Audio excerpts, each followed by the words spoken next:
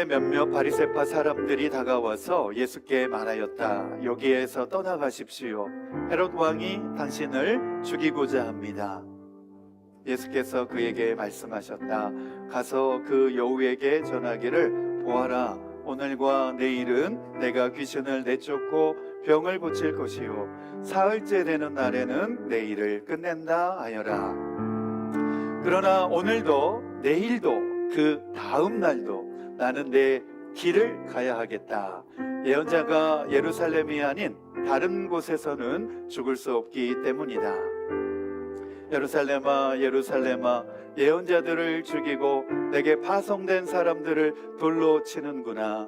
암탉이 제 새끼를 날개 아래에 품듯이 내가 몇 번이나 내 자녀를 모아 품으려 하였더냐. 그러나 너희는 그것을 원하지 않았다. 35절 함께 읽겠습니다. 시작. 보아라, 너희의 집은 버림을 받을 것이다. 내가 너희에게 말한다. 너희가 말하기를 주님의 이름으로 오시는 분은 복되시다 할 그때가 오기까지 너희는 나를 다시는 보지 못할 것이다. 아멘. 오늘 읽은 본문의 말씀을 중심으로 나는 내 길을 가야 하겠다 라고 하는 예수님의 비장한 말씀입니다. 여러분, 우리는 인생을 살면서 전혀 뜻하지 않는, 내가 예상하지 못한 순간들을 맞닥뜨리곤 합니다. 그 속에서 나의 도움이 어디서 올까? 아무리 주변을 둘러보아도 나의 도움이 올 곳이 없는 그런 상황 가운데 맞닥뜨리고 있을 때 전혀 예상치 못한 뜻밖의 사람들을 통해서 도움과 선의의 손길을 경험하기도 합니다. 그러한 순간 우리는 보이지 않는 자리에서 일하고 계시는 하나님의 섬세한 인도하심을 깨닫게 됩니다. 아, 하나님 나와 함께하고 계시구나, 나를 도와주시는구나, 그렇게 깨닫게 됩니다. 우리가 인류 역사를 보더라도 종종 놀라운 반전의 순간들이 참 많이 있습니다. 단 한 사람의 선택이 전체의 운명을 바꾸게 되는 그런 경우들이 많이 있습니다. 양심을 지킨 한 사람, 그리고 믿음의 바른 결정을 한 사람, 그런 사람들을 통하여서 이 역사가 세워지는 것이죠. 이들의 작은 용기와 선택을 인하여서 많은 생명이 살아나고 또 더 큰 비극을 막아내는 경우가 우리 역사 가운데, 우리 신앙의 또 여정 가운데 줄곧 있습니다. 우리가 잘 알고 있는 영화 쉰들러 리스트라고 하는 영화가 있습니다. 실화를 바탕으로 만든 영화인데, 우리 그림 하나 보여주시면 바로 저 중앙에 있는 남자가 바로 오스카 쉰들러라고 하는 사람입니다. 이 사람의 실화를 배경으로 해가지고 만든 영화가 쉰들러 리스트입니다. 자신의 모든 걸 포기하고 양심을 선택한 독일의 나치 당원이었습니다. 유대인들을 학살하는 그 가운데에서도 이 사람은 사업가였기 때문에 유대인들을 보호하고 자신의 공장으로 들어와서 일하게 하고, 그리고 약 1200명 넘게 유대인의 생명을 구했던 사람입니다. 그래서 이 사람의 업적을 기리면서 영화로 만들었던 것이죠. 그리고 우리나라도 마찬가지입니다. 일제 강점기 시대 때에 나쁜 일본인들만 있었던 건 아닙니다. 일본인 가운데서도 양심 있는 일본인들이 있었습니다. 바로 일본인 후세 다스지라고 하는 사람인데, 우리나라에서 이 사람의 업적을 기리면서 일본인 최초로 대한민국 건국 훈장을 받은 사람입니다. 훈장을 받은 그런 사람입니다. 이 사람은 일본인이었습니다. 그리고 변호사였습니다. 조선인들, 독립운동을 하는 우리 독립운동가들의 인권을 보호한 그런 사람입니다. 비록 적대적인 상호 국가 가운데 있었지만 양심을 선택한 그런 사람이었습니다. 여러분, 우리 역사 가운데서나 볼 때도, 우리 신앙 가운데서도 볼 때도 세상은 어떤 힘 있는 사람, 그리고 다수가 역사를 움직여 나가는 것 같지만 그렇지 않습니다. 하나님은 진리를 선택하는 사람, 양심 있는 사람, 그리고 믿음 있는 한 사람을 통하여서 이 역사를 선하게 이끌어 가시고 이루어 가시는 줄로 믿습니다. 비록 그들은 이 땅에서 죽어서 묻혔지만, 그리고 사라졌지만 그러나 이들의 이름들이 후세에도 길이 기억되어서 사람들의 마음속에 여전히 감동으로 살아남아 있습니다. 여러분, 우리는 선한 양심으로 살아가야 될 줄로 믿습니다. 왜 이 세상에 소망이 있느냐? 바로 이런 선한 양심을 가지고 있는 우리 믿음의 성도들이 이 땅 가운데 있기 때문에 이 세상은 여전히 아직도 소망이 있는 줄로 믿습니다. 오늘 말씀 생각하시면서 함께 이 시간 기도했으면 좋겠습니다. 어떤 상황 속에서도 우리는 믿음의 올바른 선택을 할 수 있게 해 주옵소서. 그리하여서 하나님 앞에서 기억되는 인생, 그리고 말씀의 진리를 따라 순종하며 그런 살아가는 복된 증거로 우리가 다 남을 수 있게 해 주옵소서. 우리 그렇게 한번 우리 생각하시면서 또 믿음으로 결단하면서 주여 한번 부르시고 소리 내어서 한 1, 2분 정도 기도하겠습니다. 시작. 주여. 아버지 하나님, 그렇습니다. 하나님은 단 한 사람을 통하여서도 하나님의 일을 이루어 가시고 하나님의 역사를 진행해 나가시는 줄로 믿습니다. 이 세상은 점점 악해져 가고 어두움이 드리워져 있지만, 그러나 아버지, 아직도 이 세상이 소망이 있는 것은 예수님을 믿는 사람들, 우리 믿음의 성도들이 이 땅 가운데서 아버지 살아가고 있기 때문에 그렇습니다. 선한 양심으로 이 세상을 변화시켜 가고 있기 때문에 이 세상은 아직도 아버지 소망이 있습니다. 예수 그리스도로 말미암아 이 땅은 아직도 소망이 있는 세상입니다. 아버지, 오늘 믿음의 성도들이 이 자리에 모여서 다시 한번 예배드리며 우리 마음과 뜻과 정성을 다하여 하나님을 예배하며 우리가 아버지 하나님 믿음으로 결단합니다. 이 세상 가운데 아버지 하나님 빛으로 아버지 하나님 소금과 아버지 빛의 사명 감당할 수 있게 하시고 하나님의 나라를 확장해 가며 세워나갈 수 있는 아버지 우리 모든 성도님들이 다 되게 하여 주옵소서. 바로 이런 일을 위하여 우리 서울 장로교회 모든 믿음의 아버지 성도들이 하나님의 나라를 확정하기 위하여 이 땅 가운데에 하나님의 사명 감당할 수 있도록 주여 이 시간 붙들어 주시고 성령으로 권능과 능력을 더입혀 주시옵소서.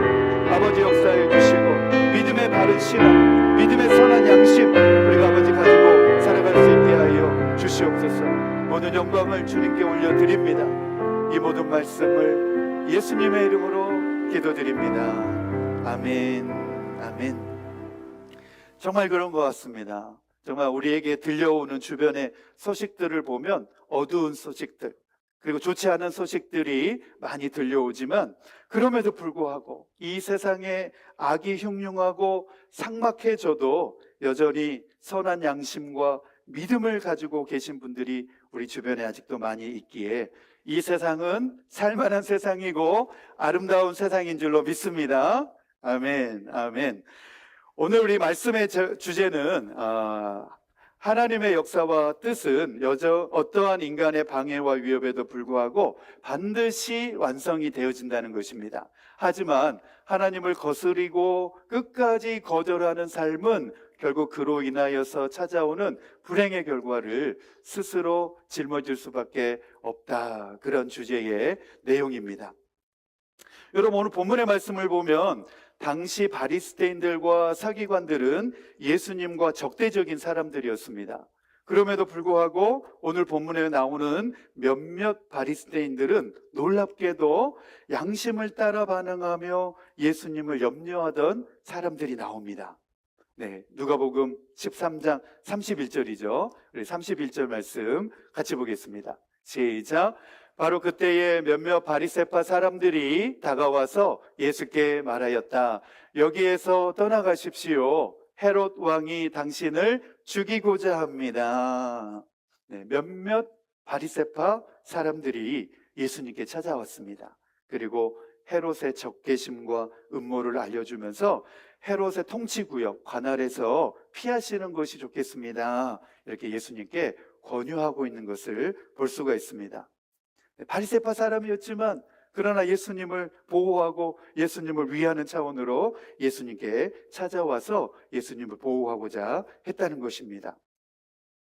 이러한 소식을 접한 예수님은 그러한 소식을 접했음에도 불구하고 자신은 자신의 그 음모를 꾸미고 있는 헤롯의 위협에도 굴하지 않으셨습니다. 예수님은 헤롯 왕의 이러한 교활한 행동과 협박과 위협, 그리고 정치적인 이러한 권력 욕심에 빠져 있는 그 모습을 보시고 그의 실체를 뭐라고 규정하셨냐면 그는 여우다, 이렇게 말씀하시는 것을 볼 수가 있습니다. 우리 32절, 33절 같이 읽겠습니다. 시작. 예수께서 그들에게 말씀하셨다. 가서 그 여우에게 전하기를, 보아라, 오늘과 내일은 내가 귀신을 내쫓고 병을 고칠 것이요 사흘째 되는 날에는 내 일을 끝낸다 하여라.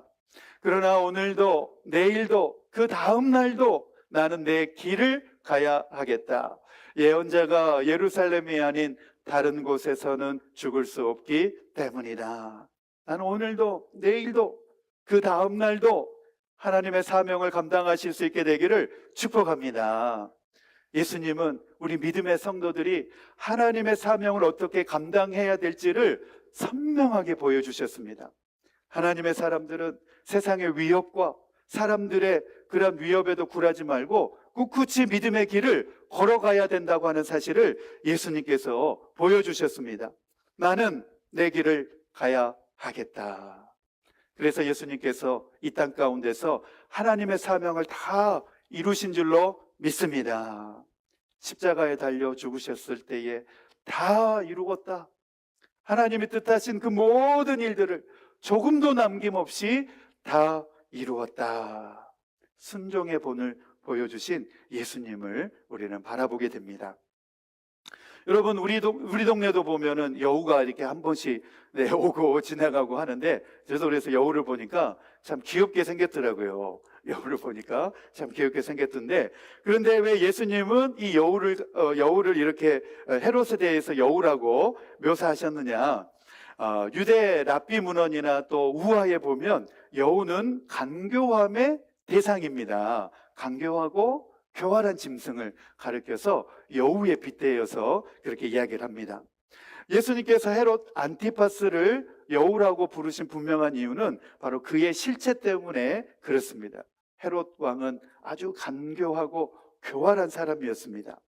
한편으로 또 이 내용 가운데서 볼 수 있는 것은 동물 중에서 동물의 왕이라고 하는 사자가 있는데 헤롯을 사자라 하지 않고 여우라고 빗댄 것은 그 안에 또 들어있는 다른 의미들이 있습니다. 왜냐하면 사자에 비해서 이 여우는 매우 보잘것없는 짐승입니다. 그래서 헤롯을 두려움의 대상, 그가 협박을 한다고 해서 무서운 대상으로 여기지 않으시고 즉이 한창고 무력한 것이라고 하는 사실을 그렇게 표현하신 것입니다. 그래서 그 내용이 이제 32절 말씀에 나옵니다. 32절 시작. 오늘과 내일은 내가 귀신을 내쫓고 병을 고칠 것이요 사흘째 되는 날에는 내 일을 끝낸다 하여라. 아멘. 그런 소식을, 그런 위협을 아셨음에도 불구하고 오늘 나는 내일 일한다. 내일도 나에게 예정된 하나님의 사역을 감당할 것이다. 내가 귀신을 내쫓고 병을 고칠 것이고 나는 계속해서 사흘째 되는 날까지 내 일을, 내 사역을 중단 없이 할 것이다. 이렇게 선언하시는 것을 볼 수가 있습니다. 여러분, 나는 사람의 위협이 아니라 하나님의 계획에 따라서 움직인다라고 하는 사실을 예수님께서 결연한 의지로 드러내 보여주신 것입니다. 헤롯 안티파스의 위협과 음모에도 불구하고 예수님은 조금도 흔들리지 않으셨습니다.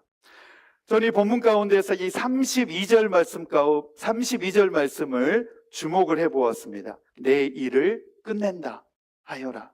그리고 우리 개역개정에는 완전하여지리라 이렇게 번역이 되어 있는데, 이 동사가, 여기에 사용된 헬라어 동사가 텔레유마이라고 하는 동사입니다.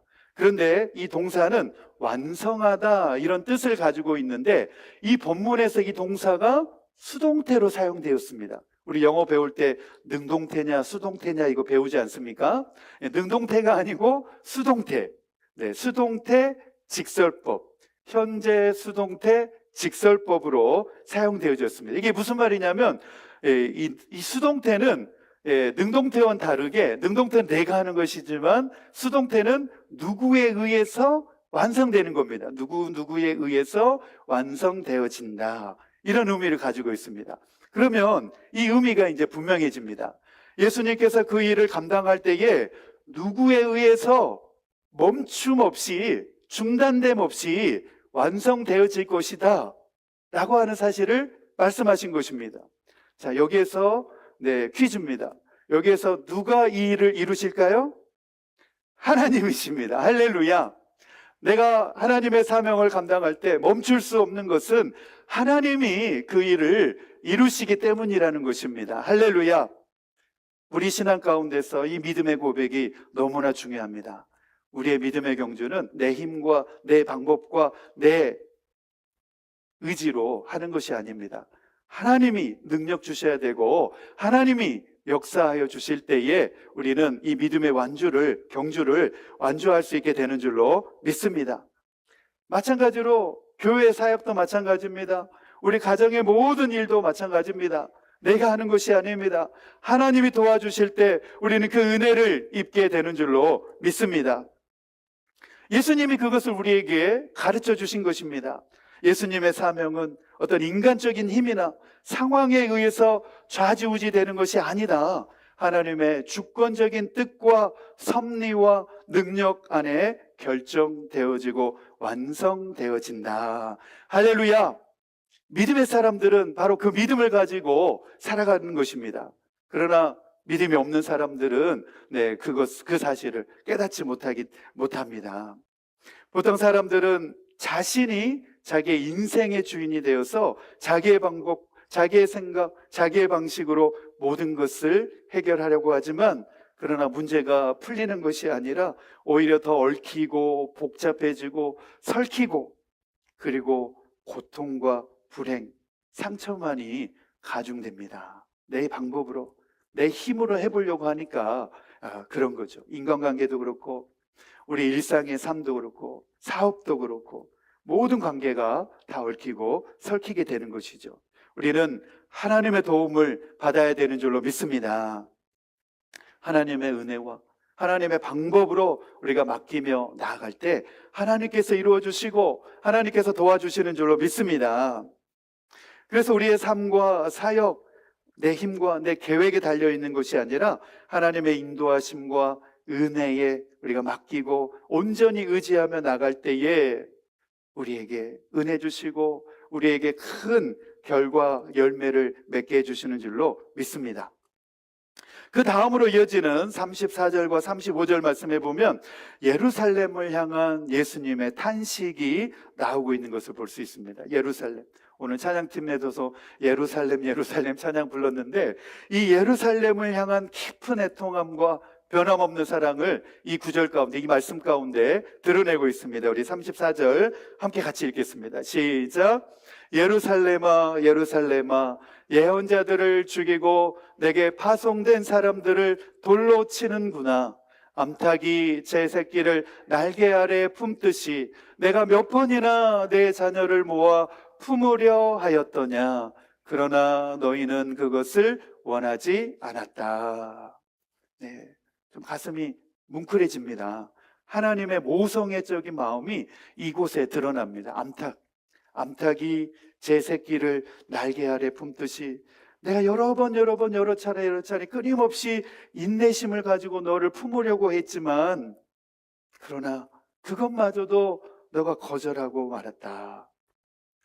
예수님의 깊은 안타까움과 슬픔이 이 안에 들어있는 것을 볼 수 있습니다. 자기 자녀를 품고 보호하려는 그 어머니의 마음처럼 모성애를 가지고 자기의 백성을 끊임없이 그렇게 품고자 하였지만 그들이 그것을 거부했다는 것입니다. 34절 후반절에 보면 나오죠. 그러나 너희가 원하지 아니하였다. 그것을 너희가 원하지 않았다는 것입니다. 예수님을 거절한 예루살렘은 더 이상 하나님의 보호 아래 머물지 못하고 그 거부를 선택한 결과로 황폐함과 심판을 경험하게 됩니다. 바로 예수님이 말씀하신 이 예언이 얼마 지나지 않아서 AD 70년경에 로마의 티토스 장군에 의하여서 예루살렘이 산산이 회파되어집니다. 파손되어집니다. 돌 위에 돌 하나도 남기지 않고 AD 70년에 이란 대재앙이 예루살렘에 닥치게 됩니다. 여러분, 하나님의 사랑이 부족해서도 아닙니다. 그들의 거절이 하나님의 은혜를 막는 결과를 가져왔습니다. 우리가 신앙생활하면서도 이런 경우를 많이 경험하게 되죠. 우리 35절 말씀 같이 읽겠습니다. 시작. 보아라, 너희의 집은 버림을 받을 것이다. 내가 너희에게 말한다. 너희가 말하기를 주님의 이름으로 오시는 분은 복되시다 할 그때가 오기까지 너희는 나를 다시는 보지 못할 것이다. 하나님을 거절한 결과, 하나님의 은혜와 사랑을 거부한 결과 너희의 집은 버림을 받을 것이다. 여기 너희의 집은 예루살렘을 뜻합니다. 그런데 이 말씀은 이미 구약의 선지자 예레미야 선지자가 경고한 말씀이기도 합니다. 이것이 바로 예언자 예레미야를 통하여서 경고한 말씀이 예수님 시대 때에 그대로 성취되는 것을 볼 수 있습니다. 우리 예레미야 12장 6절에서 9절 같이 읽겠습니다. 시작. 그렇다, 바로 내 친척, 내 집안 식구가 너를 배신하고 바로 그들이 내 뒤에서 소리를 질러 너를 욕한다. 그러므로 그들이 너에게 다정하게 말을 걸어와도 너는 그들을 믿지 말아라. 나는 내 집을 버렸다. 내 소유로 택한 내 백성을 포기하였다. 내가 진정으로 사랑한 백성을 바로 그들의 원수에게 넘겨주었다. 내 소유로 택한 내 백성이 내게 반항하였다. 숲속의 사자처럼 내게 으르렁거리며 덤벼들었다. 내 소유로 택한 내 백성은 사나운 매들에게 둘러싸인 새와 같다. 모든 들짐승아 어서 모여라. 몰려와서 이 새를 뜯어 먹어라. 예루살렘이 이제 그런 모양으로 재앙을 받게 되고 하나님의 심판을 받게 된다는 것입니다. 하나님의 사랑을 거부한 결과는 심판밖에 없다라고 하는 것을 보여줍니다. 여러분, 마찬가지입니다. 우리에게도 이 말씀이 영적 교훈으로 주어집니다. 예루살렘 한 도시 모습이 이스라엘 전체 백성, 하나님의 택함받은 선민 백성을 대표하고 있다면 교회, 영적 공동체의 건강은 어디에 달려있느냐? 성도 개개인에게 달려있다는 것입니다. 저와 여러분, 우리 모두가 다 교회이기 때문에 그렇습니다. 성도들이 모인 교회가 하나님 중심이고 말씀 중심이고 말씀의 진리 가운데 바로 서 있으면 생명과 은혜와 회복의 역사가 일어나지만, 그러나 인간관계, 인본주의, 자기 의가 중심이 되면 그 공동체는 혼란하고 흔들릴 수밖에 없고 영적으로 침체에 빠질 수밖에 없다는 것입니다. 주변에서도 그런 이야기를 많이 듣습니다. 교회가 왜 이럴까? 저럴까? 이럴까? 그런 말들을 많이 하는 사람들이 있는데, 여러분, 그런 말을 우리가 하기 전에 나는 지금 하나님 말씀 가운데, 하나님 중심 가운데 바로 서 있는가를 먼저 되돌아보는 것이 필요하다는 것입니다. 할렐루야. 우리가 말씀 앞에 우리가 선한 양심으로 우리는 바로 서 있는가를 우리가 성찰하고 돌아볼 수 있어야 될 줄로 믿습니다.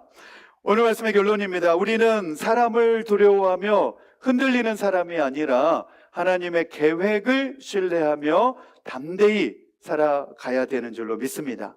이것이 바로 믿음의 여정입니다. 우리의 인생은 궁극적으로 사람의 통제나 환경에 의해서 결정되는 것이 아니라, 한번 따라해 봅시다. 하나님의 주권적인 손 아래에 있습니다. 아멘. 하나님의 주권적인 섭리와 손 아래에 있음을 믿는 것이 믿음의 사람이라는 것입니다. 하나님의 주권 아래에 있으면서도 인간은 하나님의 사랑에 응답하거나 거절할 수 있는 그러한 책임적인 존재입니다.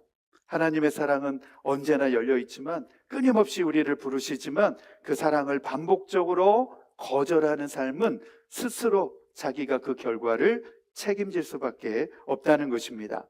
우리 실천을 위한 적용입니다. 우리는 믿음으로 결단해야 됩니다. 이 시간 사람의 두려움이 아니라, 사람의 눈치가 아니라 하나님의 부르심을 따라 살겠습니다.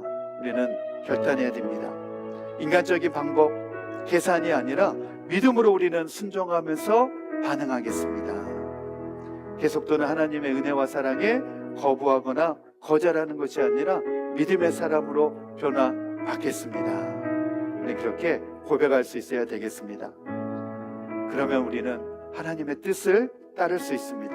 하나님의 부르심에 순종할 수 있습니다. 그리고 하나님의 방법을 신뢰할 수가 있게 되는 것입니다. 그러면 우리 인생 가운데에 하나님이 이루신 은혜의 이야기로 우리의 인생이 완성되어집니다. 그리고 우리는 마침내 그렇게 고백하게 될 것입니다. 내 인생은 내가 이룬 것이 아니라 우리 하나님께서 이루어 주셨습니다. 우리는 하나님을 간증하며 내 인생의 모든 영광을 하나님께 올려드리며 복된 인생을 살아갈 수 있게 되는 줄로 믿습니다. 오늘 말씀 우리 생각하시면서 믿음으로 우리 결단하겠습니다. 우리 찬양팀 나오시고 예수 안에 소망이 있네, 우리 믿음으로 고백하면서 함께 우리 결단하겠습니다.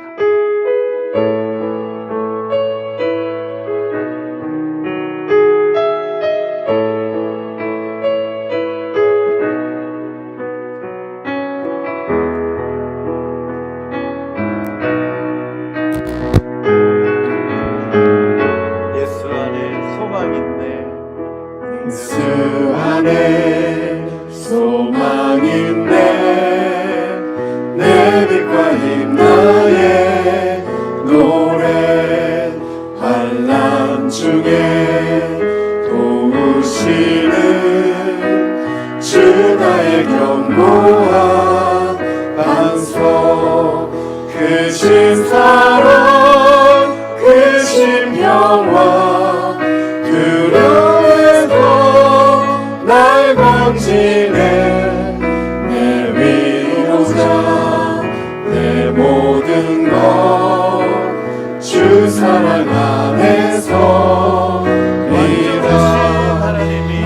완전하신 하나님이 우리와 같이 되셨네. 주 사랑과 그 공의로 세상을 구원하셨네. 십자가에 주 날리사 그 증거를 거두셨네. 내 모든 죄 담당하신 주의 안에 살리라.